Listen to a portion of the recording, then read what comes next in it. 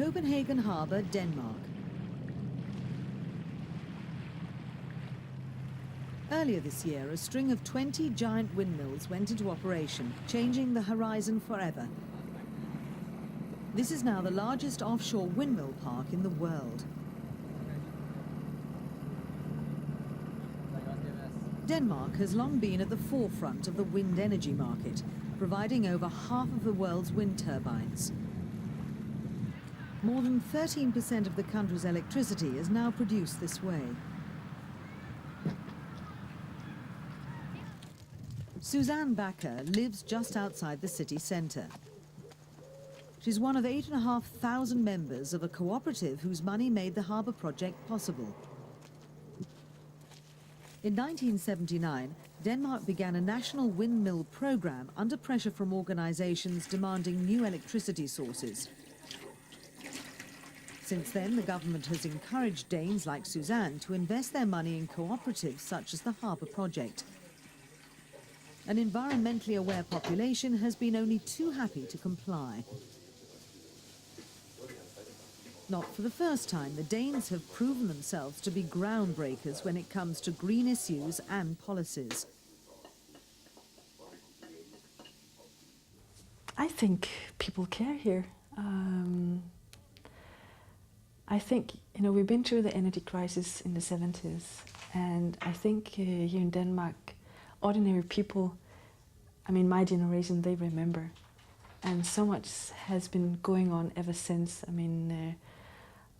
Trying to develop energy-saving devices, trying to develop energy-saving attitudes and habits among people. And we see, for example, our children who are not here right now, they are also constantly reminded in the school. And they're also encouraging us to do these kind of things. They think it's fun that we're into this. So I think at all levels, people have become quite conscious here in Denmark, at least. In the last decade, Copenhagen has seen an unprecedented 10% drop in CO2 emissions. The city aims to double this reduction in the next 4 years.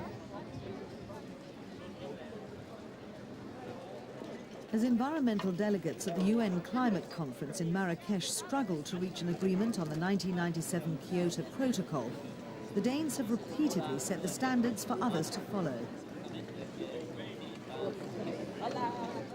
Every day, more than 125,000 cyclists pass through the city limits, preferring pedal power to cars. At their disposal are around 300 kilometres of cycle paths. Even more are currently being built. The money for such ventures is raised by the government's so-called green tax, all of which is reinvested in environmental programmes. The inability of the international community to fix the rules of any possible global warming agreement has left many here dismayed. Danes are also furious at the ongoing US refusal to sign the Kyoto Protocol. Copenhagen's mayor is an outspoken critic of the American decision. His frustration comes as he picks up yet another environmental award on behalf of the city. It's completely incomprehensible for us that George Bush, in only 100 days, almost totally destroyed the Kyoto Protocol Treaty, and actually said straight out that anyone should be able to understand that he couldn't support such climate agreements when his election campaign was financed by the oil industry. We don't understand such an opinion in Copenhagen. It's honest, but it's incomprehensible that a president in a superpower nation can say something like that. Unfortunately, all other countries have tried to undo the damage by continuing without the USA. In Copenhagen's largest power station, Avedore, the flame burns continuously in its boilers.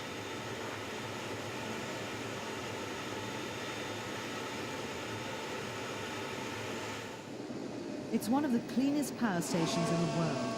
As well as burning coal and wood chip, it burns straw. Every year, 1.4 million tons of straw are burned here. That's 50 of these bales every hour. Around the country, farmers are paid to collect their straw, providing them with a secondary yearly income. Unlike coal, straw is CO2 neutral. Thomas Lund oversees operations at the power station. I know that we actually inspire a lot of power stations around the world. They come to visit us here at Avedore Power Station because we have one of the most energy efficient power station, and also what concerns to the environment, the most environmentally friendly power station in the world as well. But even Avedore is planning to build its own offshore wind farm, 4 times the size of that of the harbour. The 80 windmills will be completed by 2003.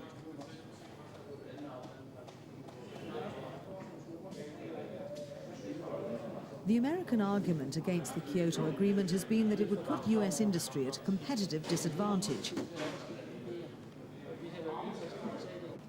But in Denmark, environmental awareness in industry is now expected and is a large part of policy making. If anything, lack of awareness puts Danish industries at a competitive disadvantage.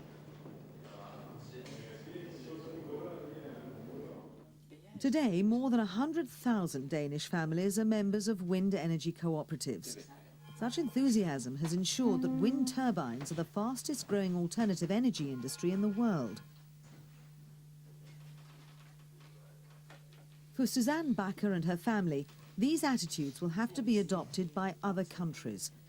She thinks the Kyoto Agreement is vital to safeguard our common futures.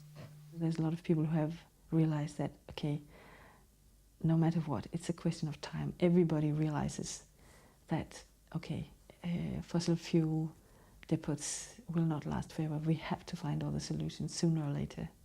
I think it's Shell who have now turned themselves into an energy company and not an oil company anymore, because they also know that it's a question of time, and their business reason will disappear if they don't start doing other things. Copenhagen's Little Mermaid now looks out over a very different view. By 2030, the government here hopes over half the country's energy will come from windmills. With the voting public firmly behind its green policies, there's no reason why this shouldn't become a reality.